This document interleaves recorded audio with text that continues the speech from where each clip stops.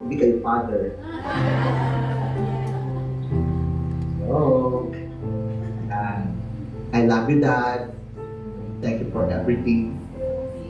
For your love. Thank you sa mga pagtutuwid sa akin. And thank you sa sinturon na ginamit nyo para matututo ako. Yan. Thank you. At sa lahat ng mga tatay dyan, nanawagan po sa inyo. Amen. Happy Father's Day. Of course, hindi magiging special or magiging kompleto ang Father's Day kung wala ang mga fathers. Yeah, thank you, Mom, for everything, for joining force with the Father to strengthen their children. Us. Kaya bumait kami ni Agape.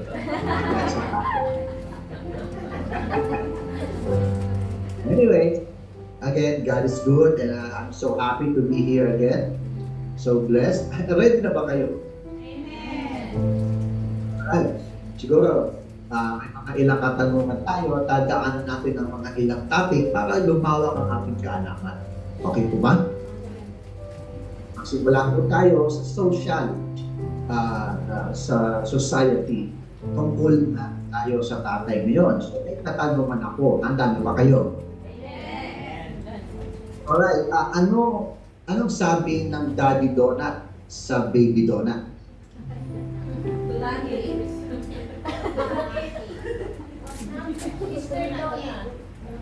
Sabi ng Daddy Donut sa kanyang Baby Donut, anak, barbarian.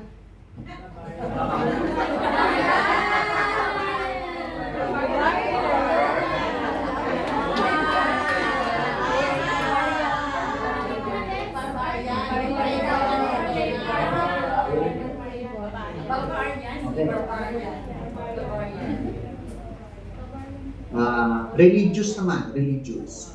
Okay, sa inyo, religious? Yes. Okay, bakit hindi dapat umiinom? Ito kayo, lahat tayo mga Kristiyano. Bakit hindi dapat tayo umiinom ng soft drinks? Bakit?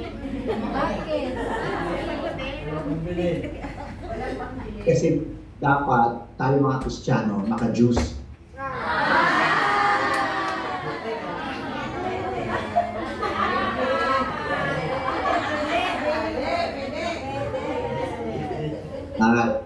Last na. Dito naman tayo sa culinary.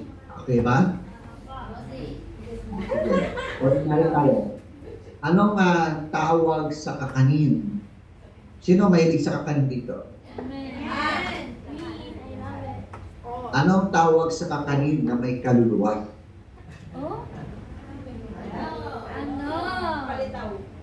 Espasol. Okay? I hope you learned something.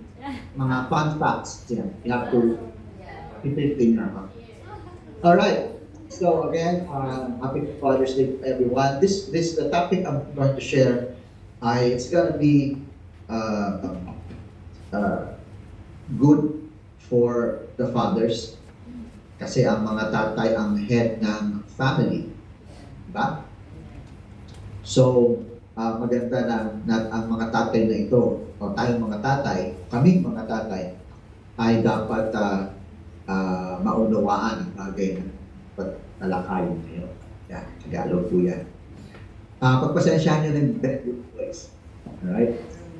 Because natulog na kami kagabi 6 a.m.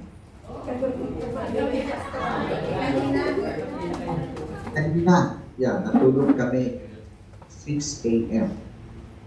You know, it's been busy and kung nangyari lang kasi kahapon, ay nag-graduation ni Baby Giant.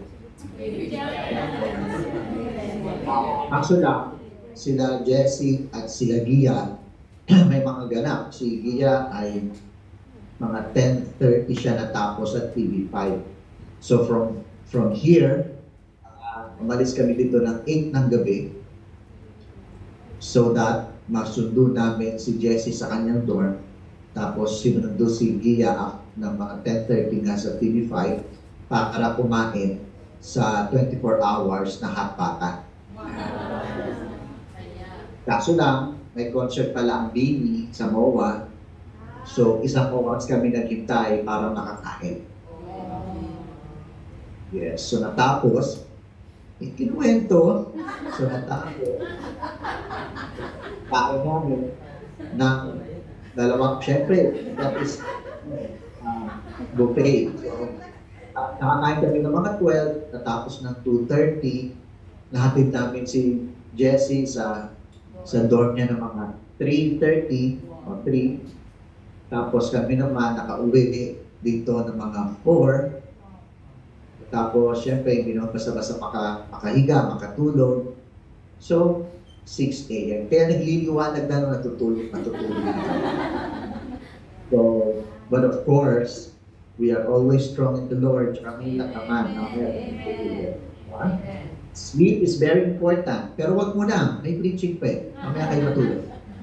Alright. So, maganda ang talakay natin, lalo na para sa mga ama. Pero syempre, this is for everyone. Alright? So, we have this thing. Tinatanong natin, bakit kaya, di ba napakalakas naman ng Diyos? Di ba? Siya ay all-powerful. But, why is it na para bang, ba't di na lang tapusin? Ba't parang meron pa nangyayaring battle? Mas malakas naman ang Diyos kay Satan. So parang ano pa ba? Ano ba yung binubuga ni Satan? Ano ba yung ginagawa niya para sabi nga manalo sa power or manalo sa Diyos? Di ba? Pero alam naman natin, it will never happen. Correct? Amen. Di ba? Kasi, look at this. If ang struggle ay regarding sa power, do you think magkakaroon pa ng any conflict? Wala na. Why? Because si Lord ang pinaka-powerful. Amen. Correct? So if God will use His mighty power, wala nang villain. Wala nang Satan. Wala nang devil. So tapos na dapat ang problem. Pero parang bakit hindi naman ganon? Hindi ganon ang nangyayari. Di ba? Kasi mga kapatid, iba kasi ang conflict. Okay? So ang conflict is another kind of conflict. It's hindi siya yung power to power. Kasi kung power to power, tapos na. Alright? So it's not that. It's actually, yung conflict talaga na nangyari ngayon, it's really over characters. Character natin. Alright? If you're gonna check sa beginning, from the beginning of the Bible till the end, ito yung story na nangyayari. Si Satan, ano siya?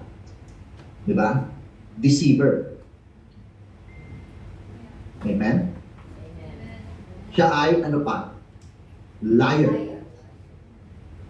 Correct? Yes. Hindi yung hindi nasa korte, lawyer yun. Si Satan, diba? Liar. Jesus even calls him the father of lies. Right? He's also a murderer. So John chapter 8 verse 44, ito sabi, you belong to your father the devil, sabi nga, and you want to carry out your father's desires. He was a murderer from the beginning. Okay? Simula pa lang, he's a murderer. Not holding on to the truth. Not holding to the truth, for there is no truth in him. Amen. When he lies, he speaks his native language. For he is a liar and the father of lies.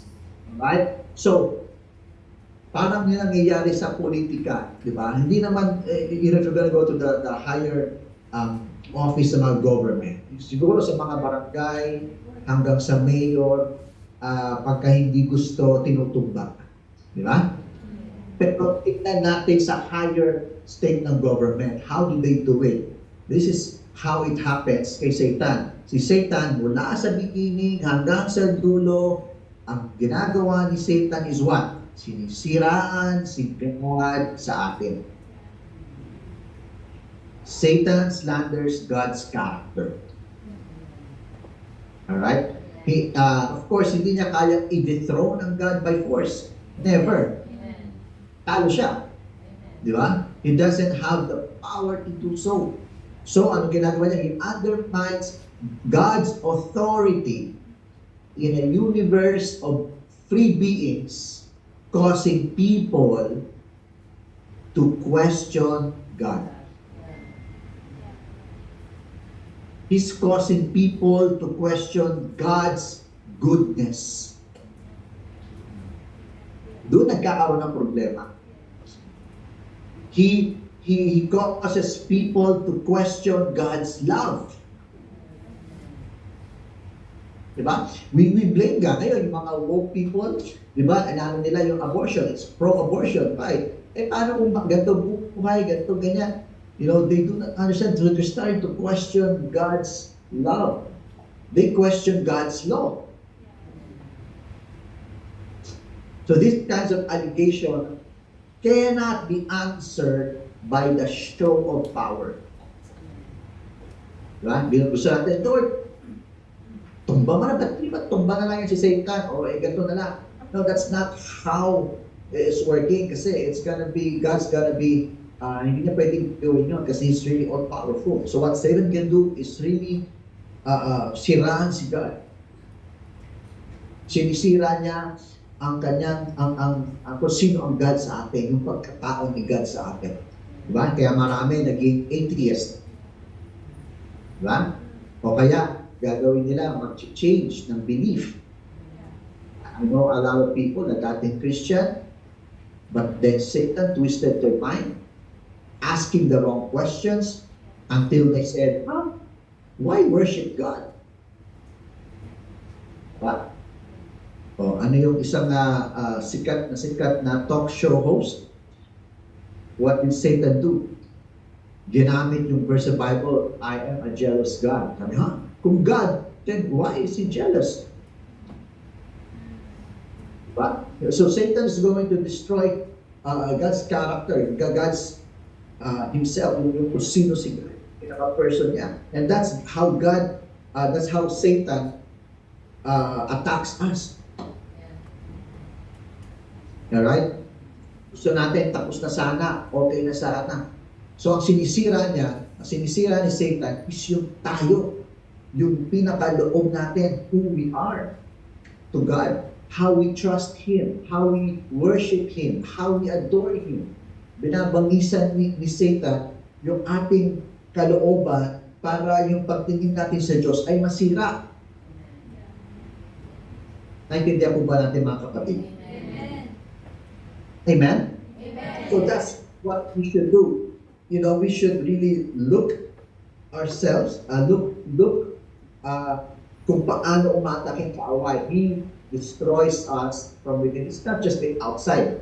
Akala natin, nagkasakit. It's something outside. O Satan, I'm stopping you. I'm healed. Yeah, that's good. You're praying. You're declaring that you're healed. But you have to go deeper. Kasi He wants you to get weaker so that you start questioning God. Do we understand? Amen.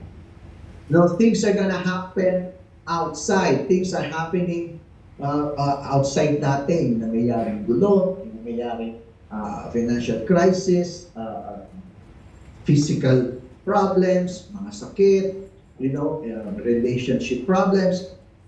He's gonna attack you from the outside. So that, from within, kung paano mo titignan ng Panginoon, masira ang Panginoon sa mata natin. Amen po ba? Amen. Now, I want you to understand it more. So, I'm gonna need 2 volunteers. Okay po ba? Yes. Okay. Kasi pupunta po kayo sa Central, meron po akong pamibili.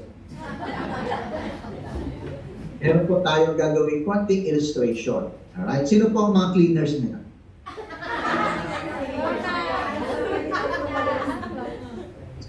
Sinong cell group? Okay. Alright. So, in advance, I'm sorry, cleaners, for today. I need two volunteers kung pwede po tumayo sa harapan. I'm gonna be walking you through it. Hindi ko pa yung nakikita, but I believe gagawin ang pagagawa ko. Let me know kung sino mag-volunteer. Siguro, para sure ako, yung something na, yung kilala ko na. Sister Flor.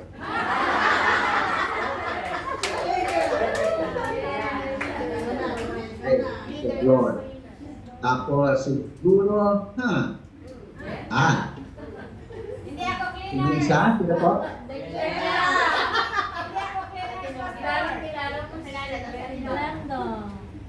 Sige, si Sister ano na lang? Sister Glenda.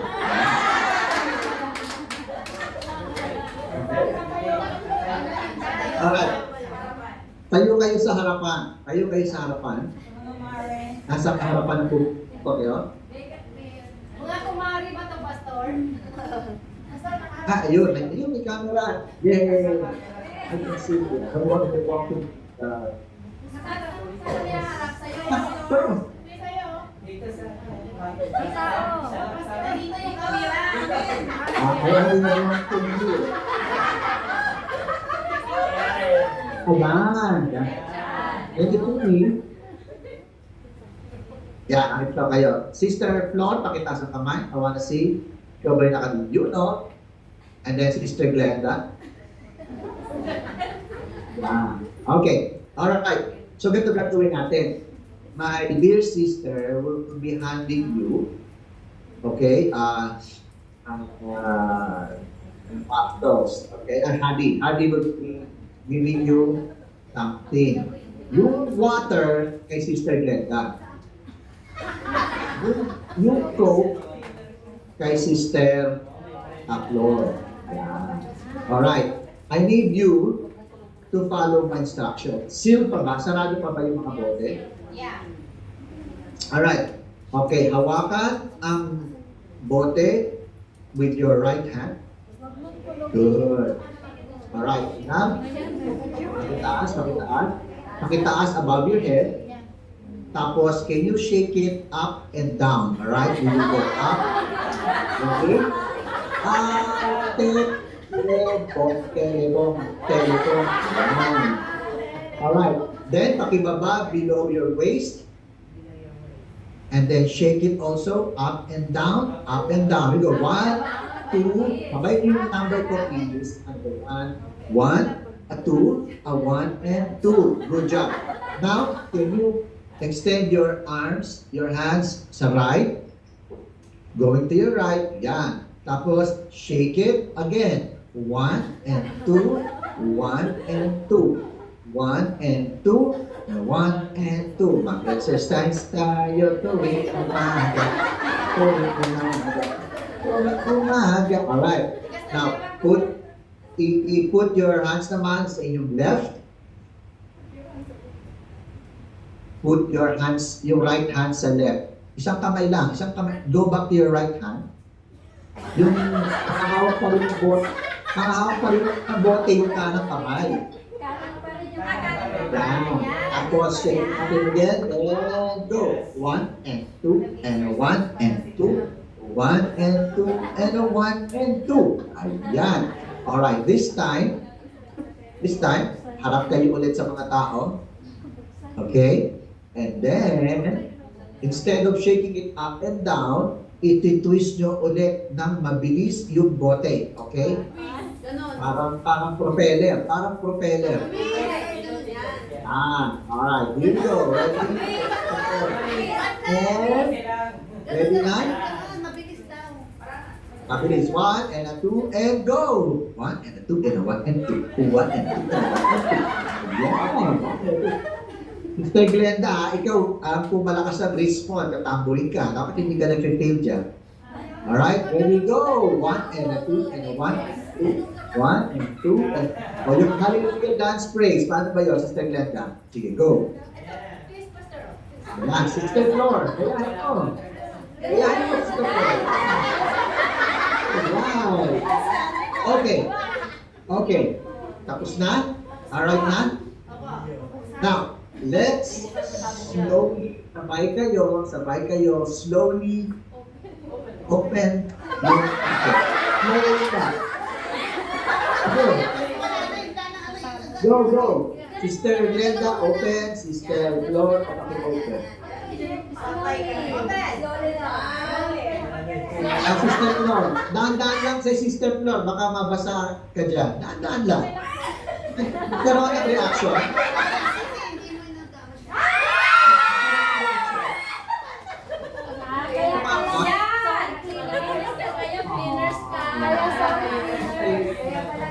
Thank you, volunteers.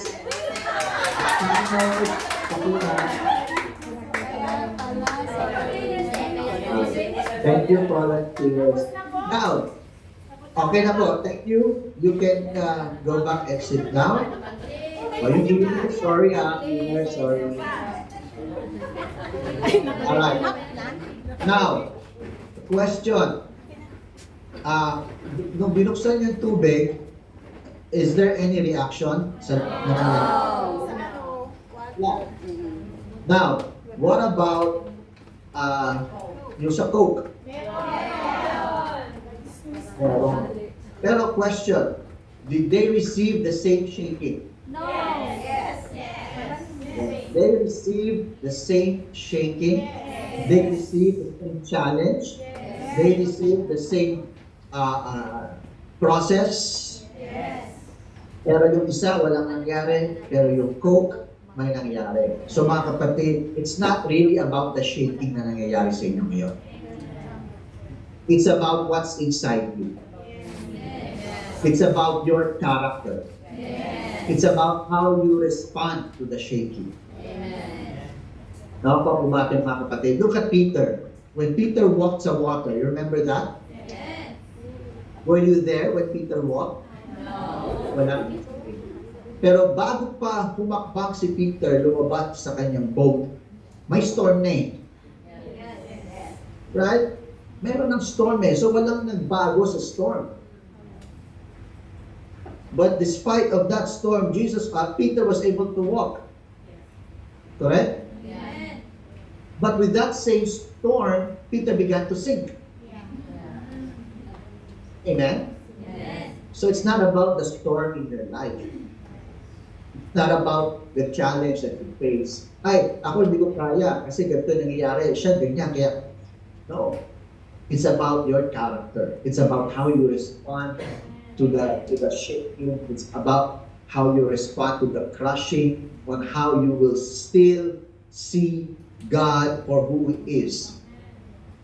Kaya nagbabago ang ating pagtingin sa Panginoon ay influence ng mga ginagawa ng kaaway sa labas.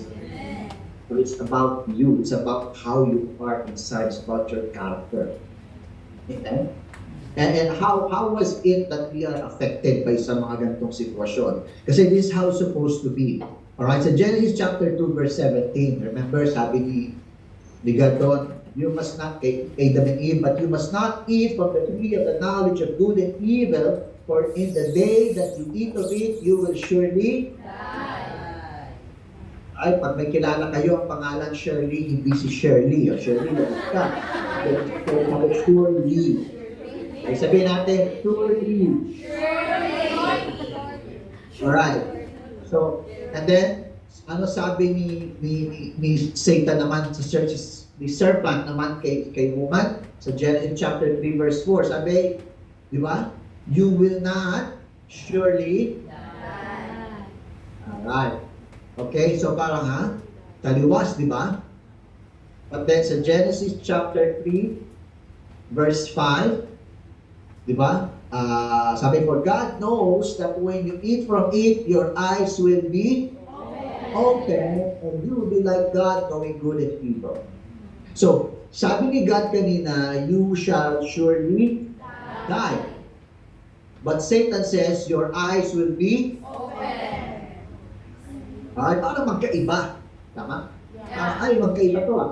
Pero actually, they're one and the same.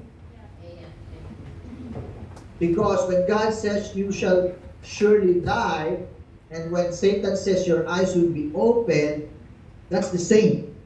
Because when your eyes became open, dahil sa ginawa ng kaaway, you died. Amen? Kasi, ito yun. When God made Adam, biniris niya yung buhay niya. So imagine, paano ba nangyari yun? Is it like from outside, from gano'n? So imagine, di ba, yung may mga asawa dito, di ba, pag katabi kayo ng asawa mo, tapos gigising ka niya, talagang close kayo. Sasabihin, di ba? So, bahala na kayo sa morning breath, di ba? Pero, di ba, ang unang-una mo, nasa lubog sa iyo is yung breath. So imagine si God, when He breathed His life kay Adam, alright? At nagkaroon, pumasok yung life kay Adam, ano unang bumubukas? Bibig, ilong, or mata? Alam namang pagkagising mo.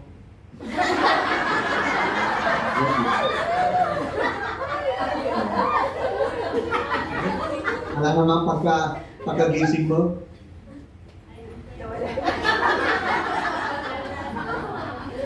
Basta sinibig ko. Meron na? Yeah. So ano ang unang bumubukas pag gumigising ka? Ang iyong? So imagine when God breathed His life to Adam, ang unang bukas ng mata, ang nakita niya ay si,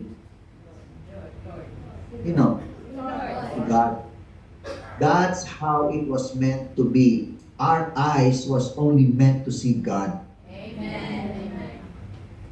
But then, when Adam and Eve sinned, their new eyes were open. And now, sabi nila, di ba, naku, kailangan kong magtahi kasi nakahubad ako. Now, they don't see God. They see themselves. So, we were never really meant to see ourselves. We were really meant to see God. Amen. So now, because our eyes were open to ourselves, we become self-centered. Kaya ang nauso yung mga call center. Ay, di pala siya. Yung self-centered. Di ba? Because of that, we became afraid to jump. When God says jump, I will not. I will get hurt. Di ba? Sabihin mo sa katabi mo, sabihin mo, jump. Diyan lang, diyan lang. Or sa labas, diyan lang. Alright? And then we became afraid to step forward. When God says, I need you, when God says, I want you, we don't want to step forward. Because why? Our eyes is focused now on ourselves. And that's why when Satan brings on the shaking, when brings on the challenges, what we see is ourselves. Oh no, I will drown. Oh no, I will lose it. Oh no, I will mawawalan ako. Oh no, ako ay masasaktan. So we became self-centered. That's why Satan knows, I don't have to destroy God. I cannot destroy God, sabi ni Satan. Because God is powerful. Ang gagawin ko na lang, sisiraan ko si God sa kanila. Kasi ang mga taong ito ay self-centered na. Hindi na sila nakatingin ko. Naunawan ko natin. Amen. So Satan will destroy us, the very us, the character na pagsunod sa Panginoon, na pagiging isa masunuring Kristiyano. Dito ang mga may dinaanang grabe. Di ba? Mga challenges. Yun yung mga challenges dito na dinaanan. Amen. I know a lot. Some of you has gone through it. Correct? Di ba? What Satan got there? To destroy you. But no. Alright? Hindi tayo mga soft drinks that we will respond to the shaking. We will continue to become servants of God.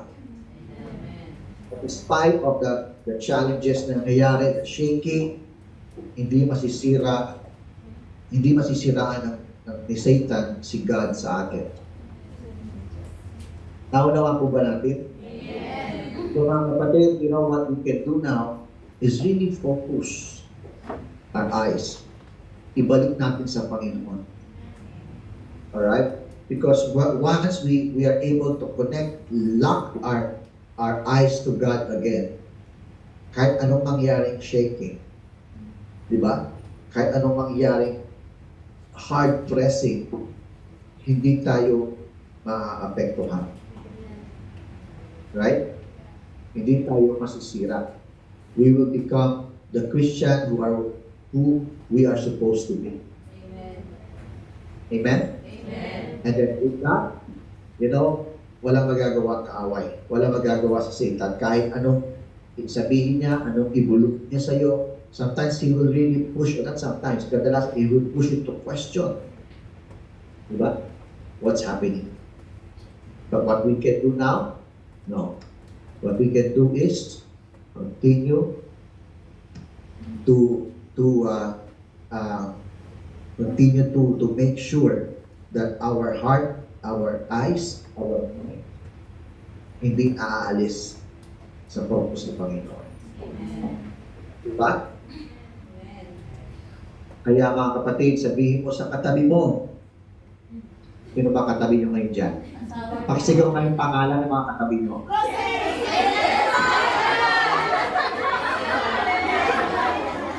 Sabihin mo, Kid.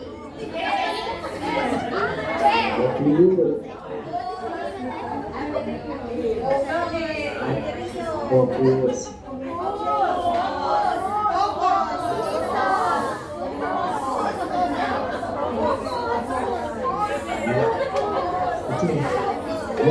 Yan talaga yung gusto gawin ng kaaway sa atin. You know, he cannot destroy God. Satan cannot destroy God. Right? But what Satan is trying to do is destroy you. Destroy your inside. Destroy your stability inside. The only way to keep it strong is you just make sure na mag-fail, ibalik sa original plan. Na ikaw ay nakatingin lang sa Panginoon. Ikaw ay... And if that happens, whatever happens sa paligid mo, hindi ka ma-a-apekto na. Amen? Happy Father's Day po again to all the fathers there. At sa mga ama at asawa ng mga kapatiran dyan, Happy Father's Day din.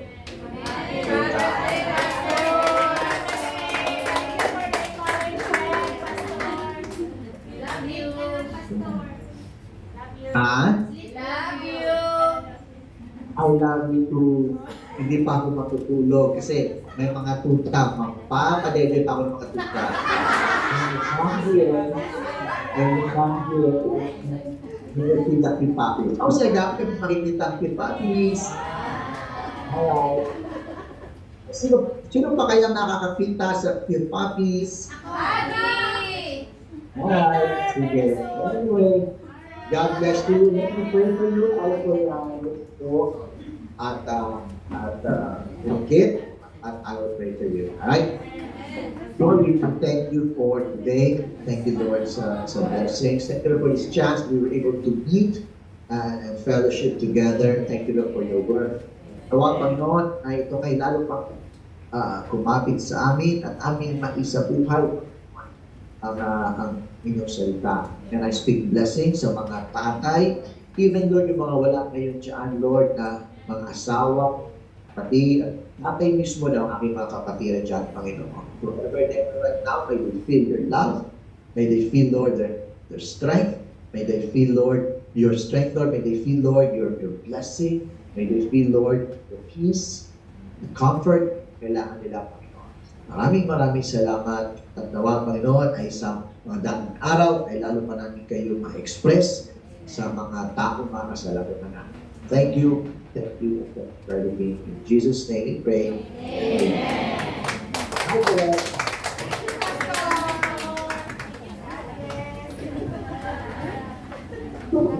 Bye-bye.